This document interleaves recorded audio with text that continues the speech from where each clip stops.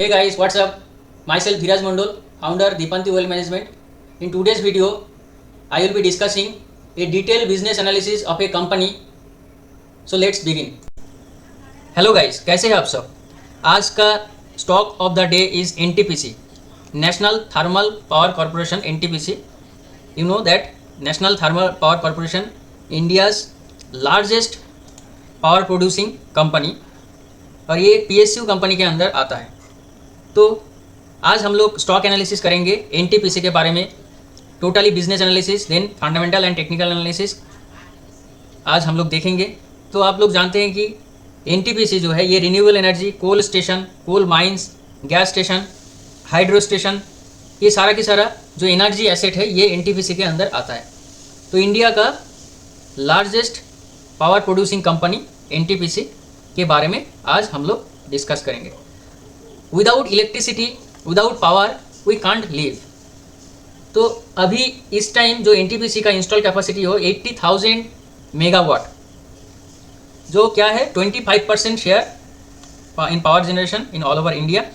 And यहाँ पर NTPC के बारे में आप पढ़ सकते हो.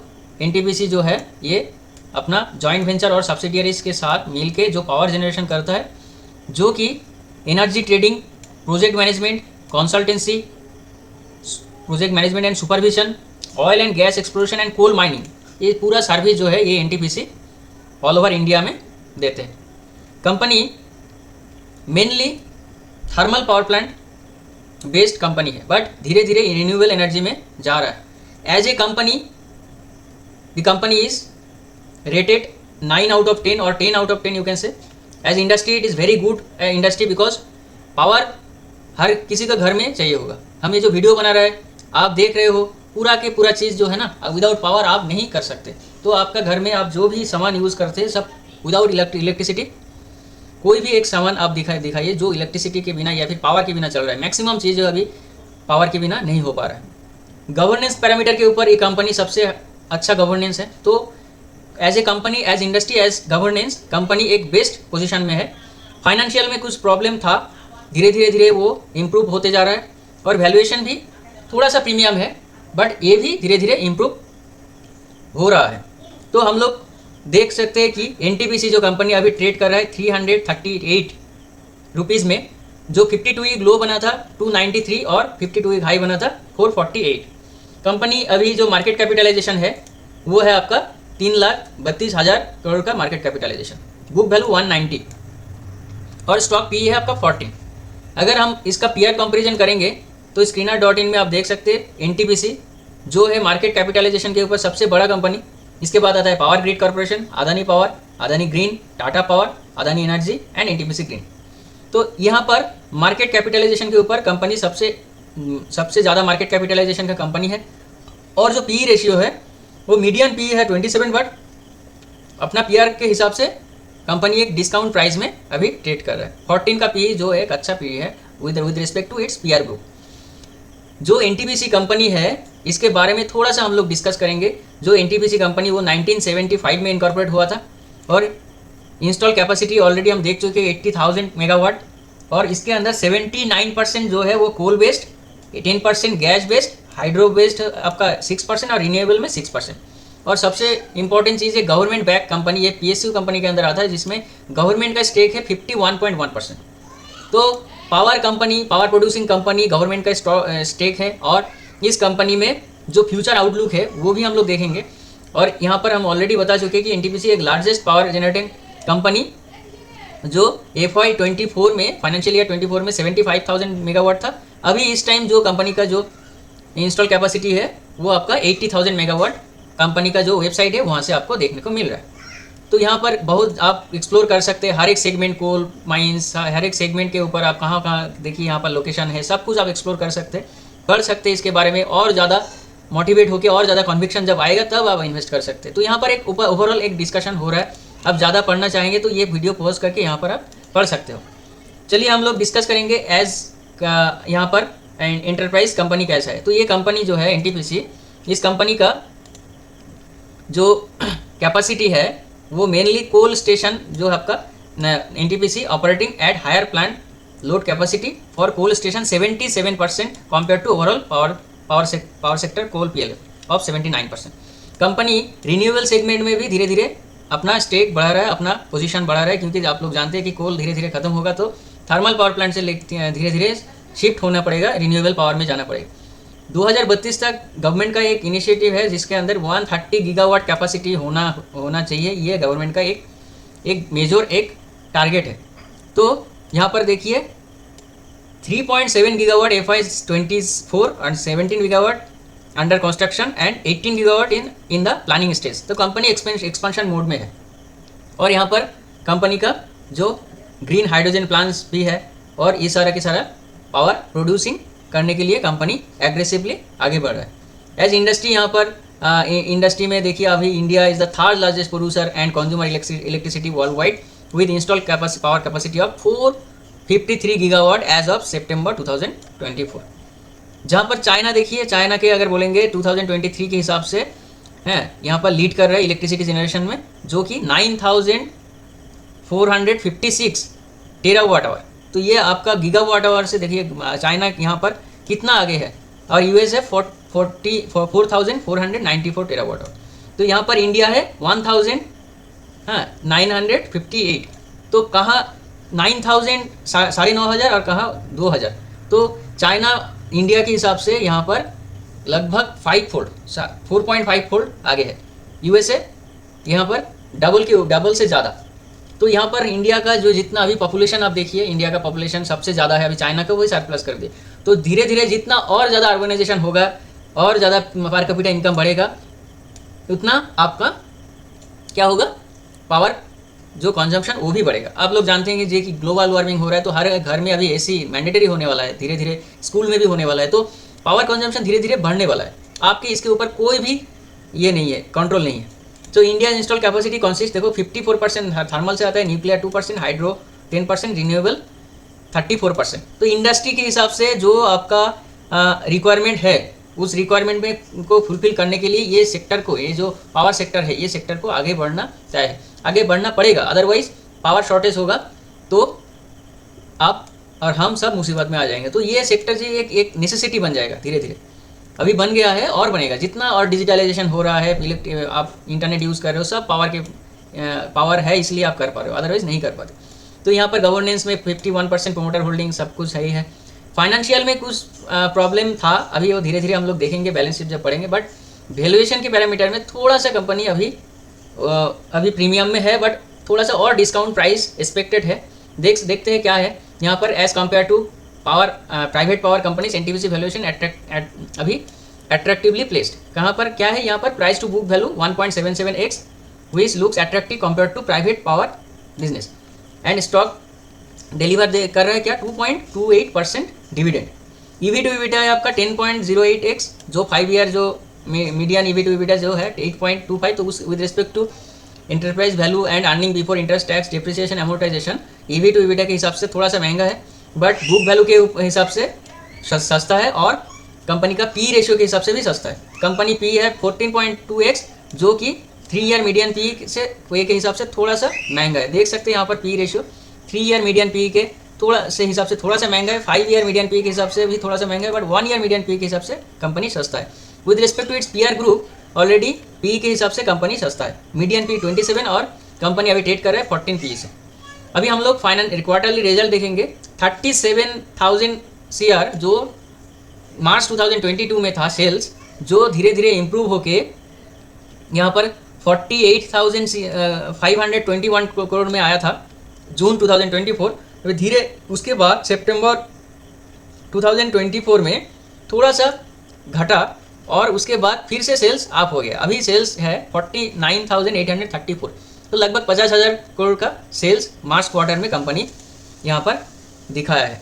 आप देख सकते हैं कि ऑपरेटिंग प्रॉफिट जो है वो 11,000 करोड़ से लेके अभी 14,000 में है। तो कंपनी का जो ऑपरेटिंग प्रॉफिट है वो अभी इम्प्रूव हुआ है और ग्रेजुअली इम्प्रूव हो रहा है। ऑपरेटिंग प्रॉफिट मार्जिन भी अच्छा खासा है, 30% ऑपरेटिंग प्रॉफिट मार्जिन। तो एक कंपनी का प्राइसिंग पावर भी अच्छा है, ये हम बोल सकते हैं। यहाँ से देखिए यहाँ पर प्रॉफिट बिफोर टैक्स जो है 10,623 करोड़, जो कि सबसे अच्छा आज तक का हाईएस्ट एवर है। और नेट प्रॉफिट जो है 5,200 करोड़ था मार्च 2022 में, जो अभी बढ़ के हो गया 7,897 CR। ईपीएस ग्रोथ भी हुआ है, देखिए 5 रुपये का ईपीएस से लेके 5.22 से लेके अभी 7.85, दैट मीन्स ईपीएस ग्रोथ भी हो रहा है। तो ये कंपनी का बैलेंस शीट जो है वो इम्प्रूव देख रहा है, हमें बैलेंस शीट से पता चल रहा है। सेल्स भी देखिए, ईयर ऑन ईयर सेल्स देखिए, अभी 1,88,000 करोड़ का सेल्स ईयर ऑन ईयर, और ऑपरेटिंग प्रॉफिट 54,000 करोड़, और प्रॉफिट बिफोर टैक्स 32,000 करोड़, और 23,953 करोड़ है आपका नेट प्रॉफिट। 10 साल में नेट प्रॉफिट डबल हो गया। तो आप देख सकते हैं कि डिविडेंड भी दे रहा है कंपनी, अच्छा खासा डिविडेंड पे आउट है आपका 35%। ईपीएस 21 रुपये से लेकर अभी 24 रुपया में आया है। तो यहाँ पर ओवरऑल कंपनी का बैलेंस शीट अच्छा है, और वो भी नजर आ रहा है इस बैलेंस शीट में। कंपाउंडेड सेल्स ग्रोथ देखिए यहाँ पर 3 ईयर्स 12%, और प्रॉफिट ग्रोथ है आपका 3 ईयर्स 13%, 5 ईयर्स 18%। स्टॉक सीएजीआर भी अच्छा खासा है 5 ईयर्स का, देखिए 5 ईयर्स में स्टॉक का जो कंपाउंडेड एनुअल ग्रोथ रेट है वो 30%। कौन एक पीएसयू कंपनी का स्टॉक प्राइस इतना ग्रो किया है, ये एक अट्रैक्टिव सीएजीआर है। और बैलेंस शीट में कंपनी का रिजर्व है जो कि 1,74,000 करोड़ जो है सबसे अच्छा, सबसे ज़्यादा रिजर्व कंपनी शो कर रहा है। बोरोइंग आप देख सकते हो, बोरोइंग 2,50,000 का बोरोइंग है। और बोरोइंग के रिस्पेक्ट में अगर हम देखेंगे अदर एसेट में 1,32 करोड़ का अदर एसेट है, जहाँ पर कैश इक्विवेलेंट 11,000 करोड़ है, और अदर एसेट आइटम है 65,000 करोड़ है। तो यहाँ पर कंपनी के ऊपर थोड़ा सा डेप्ट तो है, कर्जा तो है, बट क्या ये डेप्ट जो है, ये डेप्ट टू इक्विटी रेशियो से आपको पता चलेगा कि क्या हालत है कंपनी का। तो यहाँ पर हम लोग यहाँ पर देखेंगे कि कंपनी का डेप्ट का क्या हालत है। तो यहाँ पर कंपनी का डेप्ट हम देख सकते हैं, डेप्ट टू इक्विटी रेशियो से हमें पता चलेगा कंपनी का क्या डेप्ट है। तो यहाँ पर बोरोइंग है आपका 2,35,000, और इसका जो डेप्ट टू इक्विटी रेशियो, यहाँ पर हम लोग एडिट रेशियो में जाएंगे और यहाँ पर डेप्ट टू इक्विटी रेशियो सर्च करेंगे, डेप्ट टू इक्विटी, यहाँ पर इसको सर्च करेंगे और इसको सेव करेंगे। तो देखिए डेप्ट टू इक्विटी आ गया है, यहाँ पर डेप्ट टू इक्विटी आ गया 1.36। यहाँ पर भी हम एडिट कॉलम करके डेप्ट टू इक्विटी एडिट कर सकते हैं। यहाँ पर डेप्ट टू इक्विटी, यहाँ पर एक कॉलम बना के इसको भी सेव कर सकते हैं। देखिए यहाँ पर आ गया। तो अपना मीडियन जो डेप्ट टू इक्विटी है वो 0.93, और कंपनी का डेप्ट टू इक्विटी है 1.36। तो यहाँ पर पीयर ग्रुप के हिसाब से कंपनी थोड़ा सा डेप्ट कंपनी के हाथ में बैलेंस शीट में ज़्यादा है। तो ये थोड़ा सा कंसर्न आप बोल सकते हैं, बट उस हिसाब से जो डेप्ट आया है, यहाँ पर आप देखिए जो ईयरली जो प्रॉफिट आ रहा है वो 23,000 करोड़ जो प्रॉफिट आ रहा है। कंपनी जो है इसलिए डेप्ट में है, इसलिए जो कंपनी का डेप्ट शो हो रहा है, क्योंकि कंपनी जो है अपना फिक्स्ड एसेट, यहाँ पर देखिए फिक्स्ड एसेट जो है धीरे धीरे लगातार इंप्रूविंग ऑर्डर में, कंपनी एक एक्सपेंशन मोड में। देखिए यहाँ पर लैंड परचेस किया है कंपनी 22,000 करोड़ का, बिल्डिंग 24,000 करोड़ का, प्लांट मशीनरी देखिए 2,82,000 करोड़ का, इक्विपमेंट। तो ये सारा की सारा चीज़ जो है ना यहाँ पर फिक्स्ड एसेट में रिफ्लेक्ट करता है। और सबसे इंपॉर्टेंट है CWIP, that means cost, that means your work in, कुछ फंड जो है वो कुछ एक्सपेंशन हो रहा है, तो वर्क इन प्रोग्रेस में आप CWIP में देख सकते हो 1,00,000 करोड़ का आपका वर्क इन प्रोग्रेस है। इसके मतलब ये है कि ये कंपनी का जो ये 1,00,000 करोड़ का जो चीज़ है जो है वर्क इन प्रोग्रेस में से जब खत्म हो जाएगा तो ये फिक्स्ड एसेट में बदल जाएगा। अब कंपनी का फिक्स्ड एसेट कितना है, ये 3,71,000 करोड़ का, और अभी बोरिंग कितना है तो 2,50,000 करोड़। तो लगभग आप बोल सकते हो कि कंपनी अगर इसको अगर बैलेंस करेंगे तो ये कंपनी डेप्ट फ्री हो जाएगी। तो इसका ज़रूरत इसलिए है क्योंकि धीरे धीरे पावर कंजम्पशन बढ़ रहा है और कंपनी एक्सपेंशन मोड में है अभी, इसीलिए ये डेप्ट आपको नजर आ रहा है। बट उस हिसाब से कंपनी प्रॉफिट आ रहा है, ये ऑपरेटिंग प्रॉफिट क्या कैश फ्लो पॉजिटिव है, ये भी हम देख सकते हैं। यहाँ पर 50,000 करोड़ का ऑपरेटिंग प्रॉफिट है, cash flow from operating activity. तो यहाँ पर ऑपरेशन से कंपनी के घर में पैसा आ रहा है, इसीलिए ये पॉजिटिव है। ये पॉजिटिव मतलब तो अच्छा साइन है। देन इन्वेस्टिंग एक्टिविटी नेगेटिव में, मतलब इतना पैसा कंपनी ऑलरेडी इन्वेस्टिंग एक्टिविटी में खर्चा किया है। देखिए फिक्स्ड एसेट परचेज में 41,000 करोड़ का एक फिक्स्ड एसेट परचेज हुआ है, तो इन्वेस्ट हो रहा है क्योंकि ग्रोथ फेज में है कंपनी का अगर रिटर्न ऑन कैपिटल एम्प्लॉयड बोलेंगे तो 11% है, प्रोमोटर होल्डिंग 51%, FII होल्डिंग थोड़ा सा 1% घटा है, बट अगर जून 2022 से देखेंगे तो 14% से अभी 18% में है, तो ये भी एक इंक्रीजिंग ऑर्डर में है।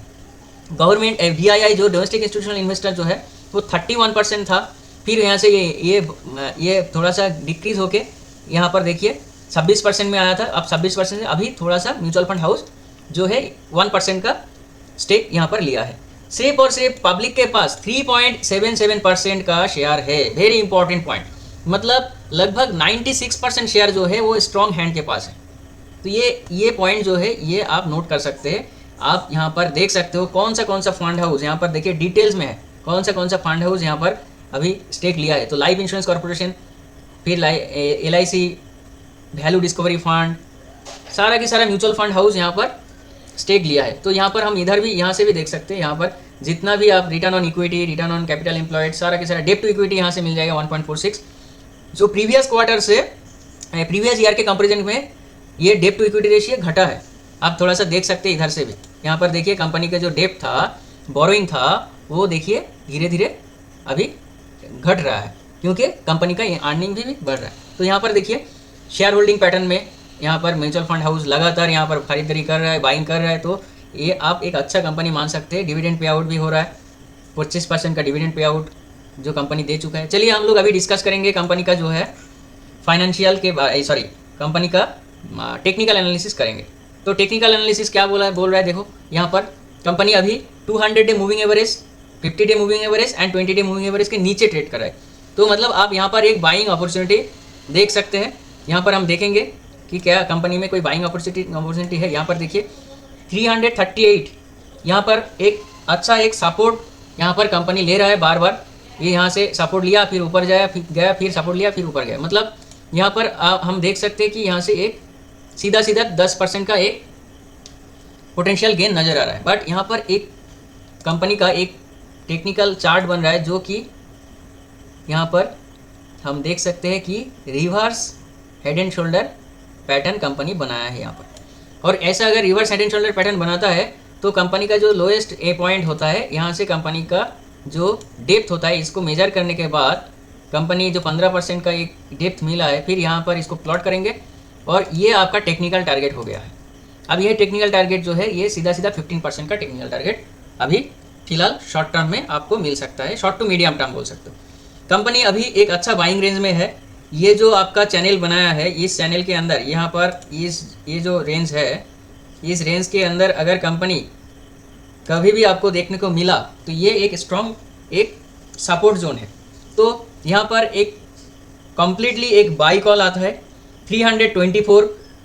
यहाँ पर एक कंपनी का एक शॉर्ट टर्म एक टारगेट, अगर निफ्टी 1000 पॉइंट नीचे आया तो कंपनी यहाँ पर 3-4% डाउन आपको आप देख सकते हो। बट ये जो है ना, ये एक्यूमुलेशन जोन है।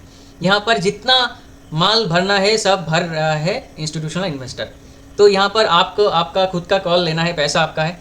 बट क्या है कि इस कंपनी इस रेंज में जल्दी से मिलता नहीं कि अगर कंपनी यहाँ से 52 वीक हाई में जाएगा तो यहाँ पर हम देख सकते हैं कि कंपनी मैक्सिमम अगर 52 वीक हाई में जाएगा तो सीधा 30% का गेन। अब 30% का गेन मतलब ये है आपका 2.5 से लेकर 3 साल में आपका पैसा डबल। अब कौन सा कंपनी है इतना रिस्क फ्री एक कंपनी है, पावर एक एसेंशियल आइटम है। ये कंपनी का जो है ना टारगेट आप मैक्सिमम 52 एक हाई तक आप जा सकते हो लॉन्ग टर्म में। मैक्सिमम 1.5 साल में ये पहुंचने का चांसेस होता है। देखिए यहाँ पर एक रेंज बनाते हैं, एक ट्रेंड लाइन बनाते हैं। यहाँ पर देखिए एक ट्रेंड लाइन, कंपनी जो है ये ऐसे एक ट्रेंड लाइन बना के कंपनी ट्रेड करता है। तो यहाँ पर अगर हम ऐसे अगर इसको देखेंगे तो इस पोजीशन में कैसे जाएगा, ऐसे तुरंत नहीं जाएगा। ये क्या करेगा, ऐसे करके थोड़ा सा एक पैटर्न बनाएगा।